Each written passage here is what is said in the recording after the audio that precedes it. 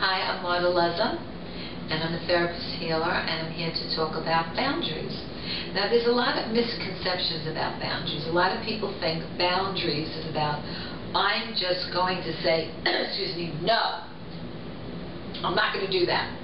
But usually that interprets into defiance, interprets into rebellion.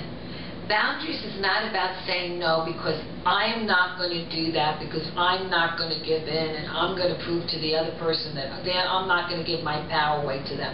So we have this kind of psychological understanding of boundaries, which has to do with, how do I stop the other person from taking care of me? How do I stop the other person? How do I stop myself from caretaking the other person? It has a lot to do with about what they call codependency issues, that I'm going to not be a caretaker. I'm not going to be a people pleaser.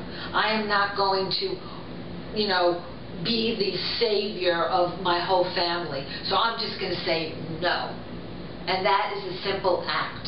But however, boundaries really is not, it's not just about that. Boundaries is about really defining who you want to be in life. And it all stems out of, what do I need in this moment? It all, kind of sounds repetitive, some of the things that I'm saying, but this is a continuum process. And unless we do each one of these components, feeling, expression, time, touch, and attention, we can never get to the place of boundaries. Boundaries is a very unique process. What you might need as a boundary in terms of sex, in terms of intimacy, in terms of friendship, in terms of love, in terms of career, in terms of how you want your coworker to treat you, might be completely different than I need it. So boundaries is an extremely unique process.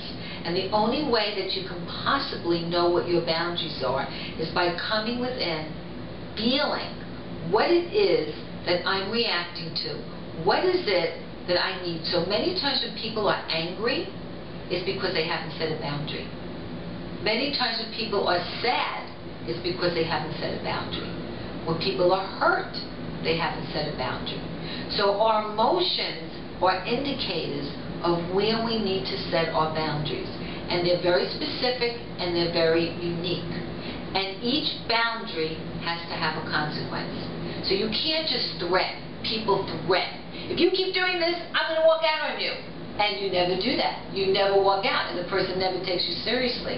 So you have to really be sure that when you set a boundary, that you're committed to that boundary, that you're going to follow through, that there's a consequence, and that you're going to change your entire life.